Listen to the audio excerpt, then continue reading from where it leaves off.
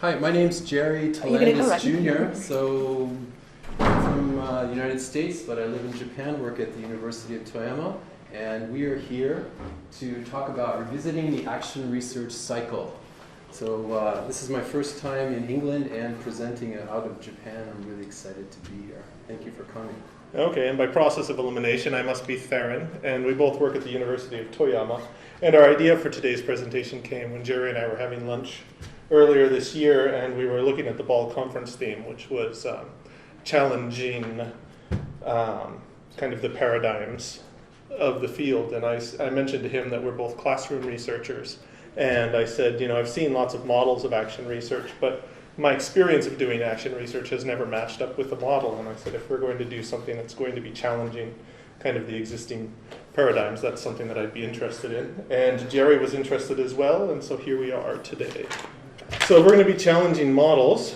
The first thing we need to do is just cover some of the models of action research. So this is one of the original ones, Chemist and McTaggart's model, and you can see kind of the cycle of plan, act, observe, reflect, leading into a revised plan, which then goes around the circle again. There's been a number of criticisms of the model. It's been around since 1988, so there's been plenty of time for people to think about it. Some of the criticisms that are important here are Burns's criticisms that it's too fixed and rigid. It can be seen as being prescriptive, and that it kind of moves in one direction. And then another one is that the theme, it kind of rotates around the same theme over the multiple models. And so Jerry's going to talk about an alternative to that. Yeah, so there are lots of different models out there. Some are very simple, like Chemist and McTaggart, and some are much more complex and elaborate, like this one from Elliott. This is one cycle, and it's a lot more detailed. A couple of key features here is this. According to this model, the identifying initial idea of research is not static. It's just not one thing, but it's actually shown to be evolving within the cycle. In addition, this sort of reconnaissance step is also a feature which shows that activities such as fact-finding or data analysis are also not just occurring at the beginning, but actually reoccurring throughout the cycle. Another thing that this model doesn't show, however, is the dissemination stage, the stage where researchers share their findings. It's more implicit in this model. And that's another criticism of the Chemist and McTaggart one I forgot to mention, is that the dissemination is implicit in that model. We've only got two more models to show to you, and then we're going to try to jump into our data. The reason we've included these two, the Noonan and the Altrichter et al., is because they do include a kind of explicit dissemination stage. The Altrichter model captures the Chemist and McTaggart recursivism by that arrow between C and B. And the Noonan model kind of has it. He mentions the fact that teachers can do follow-up research, but he doesn't make it as explicit as the Altrichter do. And then finally, we've shown you a number of models, but one thing we wanted to point out is that not all the people that are writing about action research agree with these models in their kind of presentation of the research process as linear. In fact, Burns notes in her 2010 book that different steps of the research can happen in different order throughout the research process. But nevertheless, even though she says that, she ends up using the Chemist and McTaggart model for her own discussion. So just kind of reviewing what we talked about, looking at the models, they're kind of a bit limited, and as Hopkins describes it, the researchers went to teachers' classrooms who were doing research, and then they observed those teachers doing the research, and from those observations, they built models to represent what the teachers were doing. And then those ended up being kind of applied in-service and pre-service courses to teach researchers how to go about doing action research. And so what we're trying to do, in a sense, is go back to the origins, go back to looking at teachers' research in the classroom. We have two questions that are driving this research here. First, to what extent do action research models really reflect the lived experience of teacher researchers? And how can these models be adapted to better reflect their experience? And just a quick summary of the methods we went to. We listed the three teachers' respective classroom research activities around their kind of main research themes. And then we looked at those activities and we mapped them onto a hybrid action research model based on the models that we summarized earlier. From there, we examined problems between their research experience and the models, and then finally we thought about some different strategies to address those problems of fit that we identified. So this research is, in a sense, participant research because we're including Jerry's data. and we're also including some data from my classroom. And then the third participant that we have, Cathy, has provided me multiple drafts of papers, and I've also done semi-structured interviews with her over the course of several years on the theme of writing for academic publication, and I've kind of adapted her data to examine for this particular investigation. All right, I'm going to tell you briefly about an action research project, an intentional action research project I did in 2011-12 at a Japanese university near Tokyo with a colleague. And our main focus was creating an intervention that consisted of a syllabus with interactive English. Our main goal was to help really low-level students improve their speaking skills. So this is sort of a mind map of the overall project. Went through 3 cycles. Now let's take a look at each cycle. This is our first in the spring of 2011. You can see we went through the basic stages of traditional action research. We had the planning, action, observation, and reflection. And of note here is that there's no kind of preliminary investigation or kind of fact-finding to find the focus. We kind of knew what we wanted to do and just got right to it. In the fall, we did a second cycle, and this was really basically the same as the first, the same general steps, but the difference was that our focus had shifted, as Elliot might note, right? That our initial starting point was one thing, and then it shifted towards the lowest level students who were really still struggling.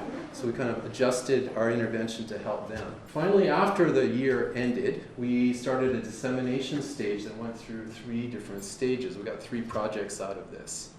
And it started with a JOLT presentation. That's a big teachers conference in Japan. And this oral presentation really helped us find our narrative. We were really struggling. We had all this data. But articulating to an audience really helped us discover what we wanted to say. Then we took that and we got a paper out of it, which we submitted to ELTJ, and it wasn't accepted, it wasn't rejected. According to the reviewer comments, they wanted to see some changes, so we went back to the original data and we conducted a further cycle. So this is like a cycle of research that took place out of the class that wasn't connected towards improving classroom research, but rather to understand more clearly what had really happened. So this is kind of a difference than the traditional model might show. All right. Finally, when we got to this point, that's when we really started doing our literature review, as opposed to right at the beginning. So just to summarize, no preliminary investigation. We started the lit review really when we started publication process, and then the process of going through all of these projects to share our findings was instrumental in helping us understand it. So in other words, we were learning what to say as we were saying it. Okay, so just one point to mention here is that Jerry's is the only kind of deliberate action research that's represented here. The other 2 cases are classroom research, but I didn't start my kind of classroom research investigation saying this is going to be action research and planning it off the action research cycle. And then finally, the last case, Cathy, there's some interesting data from her regarding how she viewed her own classroom that we'll get into later. So just jumping to my data, I don't expect you to read all of that, but basically what I wanted to show you is that I had a number of different projects that were ongoing. The first project was when I was still living and teaching in Nagano, and then in 2011 I took a new position at the University of Toyama, and some of my teaching themes carried over, particularly the teaching of writing carried over into my classes at Toyama. And I'm just going to give you one quick specific example. And here I was teaching medical English students. I had a certain challenge with teaching them and trying to kind of adapt to my new teaching context. And what I ended up doing was making certain decisions regarding what to teach them and how to go about teaching them in the classroom. And one thing I was going to do was have the students write written reflections, which was going to be part of their assessment, to judge my own teaching effectiveness and also to see what they were taking out of the class that I was doing. And as those reflections started coming in, I started reading them and thinking there's something really interesting going on here. There's some really interesting evidence of learning, and I wanted to investigate it further. And I wanted to know kind of more about what was going on, and that led to me deciding to do some research into what they were writing. Started me on the process of submitting proposals and then going on to doing writing and some presentations on the topic. So kind of extracting from my data, I didn't begin by thinking this is going to be classroom research. I began by thinking I might get something really interesting out of this, but once I got into it, I said, oh, this is interesting enough for me to want to research it. I was teaching critical discourse analysis, and I certainly did medical discourse analysis, literature review before I started to get stuff that I could teach in the classroom. But when I went to the dissemination stage to present, I did a bunch of ESP reading in order to try to situate what I was doing in my classroom in the ESP field. But that literature review came when it was time for me to do the presentation of the writing. There was some thematic carryover from the earlier projects, particularly the theme of writing. And then finally, I don't like the last point so much, but I would definitely say I didn't start off saying I'm going to address some kind of problem in my classroom. I didn't start off saying I'm going to try to improve the pedagogy. What I said was doing this research will give me a better idea of what's going on in my classroom, but I wouldn't say it's directly influenced what I'm doing in the classroom, to the extent that some of the other models that we reviewed would kind of imply or suggest that it should be happening. So next, Cathy. Hers is an interesting case because she was in Japan. All the data that I have from her was gathered in Japanese classrooms. And basically this is kind of a case of an unsuccessful person doing action research. So she did 3 independent action research projects, and then she kind of gave up the idea of doing research, and she moved to another country to teach English intensively. And now she's living in a 3rd country. And so she's done 3 projects, but she hasn't done anything since then. And Jerry's going to talk about some of the details. So here are the 3, a map of the 3, and as you can see, they're basically following the same pattern. Let's take a look at one of them and get an idea of what she did. So she has her planning stage here, her implementation stage here, the action stage, and then also a dissemination stage. And all of her projects sort of follow this process. So what's of note here is that her dissemination stage began very early on. It's not like she did the research and then thought about disseminating. It was happening right from the beginning. She had an intention to present, which she did at a conference, and then from that got a conference proceedings paper from that. Also, like I sitting with my data, the literature review happened when there was a reason to do it, not before. This is again showed here even more strongly that when she was actually writing up her investigation, she got reviewer comments that said, you got to redo your lit review, so she actually had to redo it. So this is just showing how that it doesn't always follow the traditional basic pattern, right? Okay, so unlike kind of what I was doing where there was kind of a thematic consistency across the classrooms, or what Jerry was doing where he'll get into it a little bit later about how there was some consistency in the sequence he was doing. These projects were kind of planned and done separately. There was a bit of overlap in time where she was writing up one of the earlier projects. She was starting a newer project, but despite that overlap in time, she considered them more or less completely separate. And then when I sent her an email to let her know we were going to be doing this presentation, she said, well, it is classroom research, but I didn't plan this as real action research. And one of the reasons she cited was she said she didn't do any pilot testing. So those are quotes from her up there. So what you can see is even if the people that are making the kind of action research models are saying these aren't prescriptive, at least with her data, she does consider them to be prescriptive and says that what she was doing in terms of classroom research wasn't action research from her perspective. And then finally, her dissemination planning happened from very early on in all 3 of those projects. Looking at the action research models, following those, you need to kind of represent each investigation as a separate kind of action research. And so particularly with my data, there's a kind of discontinuity where I was doing action research in one context, changed jobs. And so using kind of the action research model, that starts up a whole new action research. So you kind of lose the thematic continuity that was going on that actually existed from my own perspective. And then finally, dissemination wasn't limited to the last step in the investigation, which is where it's often stuck in many of the models. So what we're proposing here, we're suggesting, instead of looking at research from a project-centered view, pull back and look at it from the teacher's at the center point of view. This gives us a different viewpoint that has certain advantages. So here with the teacher at the center, we can see that there can be teacher or research themes or interests that the teacher is involved in, and around each of those themes are certain projects. And here, these arrows indicate that you've got sort of the action research steps and the dissemination happening at the same time. you can imagine that there could be multiple projects attached to this particular theme. Just to make it simple, we've included one here. We kind of have the AR cycle going around the project, which fits what the models have been describing action research as. And then, as Jerry mentioned, outside of that, kind of circumventing it throughout the cycle, there's that concept of dissemination, which at least in our data, that's the way the teachers were thinking about it. So let's revisit our data from the project-centered and the teacher-centered points. Here's my one single project from the project point of view, and then with me at the center, you can see here's that project here, but if you're connected to other themes that I've been doing, this is what I was doing before, learner autonomy, which led into this, which this then led into this interest, and then this one here is directly connected to this.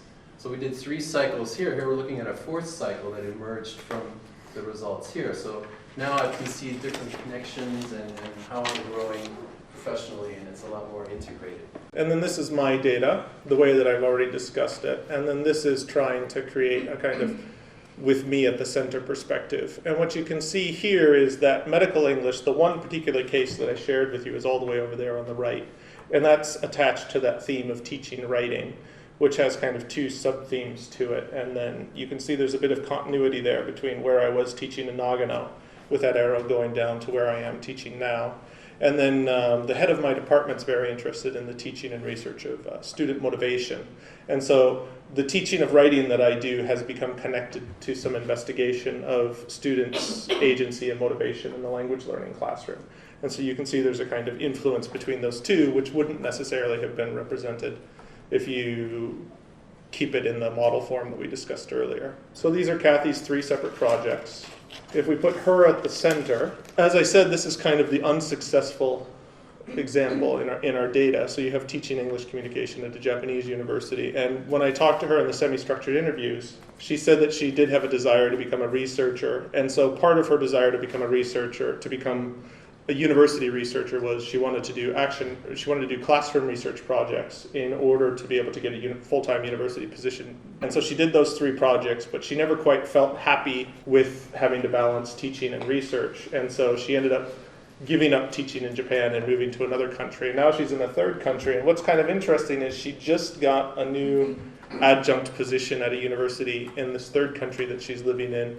And she's encountering some of the same issues that she had in Japan regarding having to balance time required to teach versus time for research. To just summarize the points that we've made with our 1 minute that's left here. So what we're saying is that the revised model for representing research that we've suggested here allows for including multiple projects. Shows that you can, the continuity across different classes or perhaps different teaching contexts. And then finally, the dissemination stage, as far as the data that we have, was integrated throughout the action research cycle. So the references, that's it. Thank you very much. If you have any questions, we're all ears.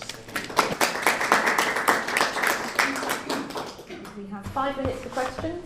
Yes. I'm just curious, and I apologize, I missed the first minute, so I don't know if you covered this, but I noticed in some of your models, you twice used the word complete disaster. Oh, yeah. To That's describe right. your scenario. I'm just wondering, is that what made you go about doing research? You said research was kind of accidental, so how do you characterize a disaster? Well, it's like, as you teach, you have unsuccessful classes. And one way to deal with that is to study it. Make a new idea, implement it, and see what can come up with it. So a fertile ground for a research is a problematic situation. Yeah, So you kind of judged it as disastrous, not working. It didn't come from student feedback or observation. Mine did. I mean, I think Jerry and my data are quite different. Yeah. He had a situation where he was intentionally doing action research, and so he was planning to do action research. And so just kind of showing his data shows he published a paper that said we did action research. But even there, you can see there's some discrepancies between the kind of the ideal models and what happened there. With my example, I did have student feedback that said the semester was a disaster. And my intention wasn't to research what was a disaster and try to fix it. I completely revamped the syllabus. And my objective was just to have a successful class where the students left happy, was what I wanted, basically. And as I started getting in data from the students and I started reading the kind of reflective feedback or the reflective reports that they were writing, I said, there's some really interesting stuff here. so I want to go into more depth. I want to understand it better. And so that meant do some kind of research with it. Because just reading them and grading them meant that I wouldn't get any kind of depth of knowledge regarding what they were saying. Does that make sense? Does that answer your question? Okay. Yes, Sue? You said once or twice that Cathy's research was unsuccessful. It's kind of related, I guess, in a way. In what sense was it unsuccessful? It was, I would say her research wasn't unsuccessful. Her case is a case of somebody trying to do classroom research who ultimately concludes that she's not a successful researcher. So she's done these 3 projects which were successful in the sense that she presented them and she got 3 publications from them, but she also concluded, I'm not able to do this. She wasn't able to make the balance between being a teacher and being a researcher. And that was something that Jerry and I wanted to try to go into in a bit more detail, because we considered the 2 of us, we considered a kind of successful examples. And one of the things that we think is successful is our projects kind of follow on one another and build thematically. Whereas with her, she was doing something, okay, I'm done with that, what's the next thing I'm going to do? Okay, I'm done with that, what's the next thing I'm going to do? And so I think she had a lot of trouble building relationships in Japan to be able to do research successfully, like other people who are more experienced who could kind of guide her, and a few other things. But so research is like when you cultivate an interest, you make it grow, and you've got different projects. So we think more of a thematic-based view can help support that. And that was one of the things that we wanted to criticize with the models, the way they're presented, is they don't kind of encourage that development of thematicity. It's more like, these are how you do research and you got to do it. And Cathy didn't feel that way. She said, I'm not doing research, but she really was. Did you want to say something, Alison? Yes, well, it's really a comment rather than a question, but I really, I like the way that you sort of displayed your own research cycles in different ways, according to different models. And so it was making me think about, who is a researcher and how do you kind of depict what researchers do. I was also thinking about different kinds of people. So a critic once said that people are either hedgehogs or foxes. So they're either people who, know a lot of things, not a lot of depth. They know one big thing. And you could probably say the same with researchers as well, that people are either following one subject and they're kind of going deeper and deeper. And I suppose with thematicity, you can maybe say keeping that theme, even if you're going around the edges of it, you're going closer and closer to something deep.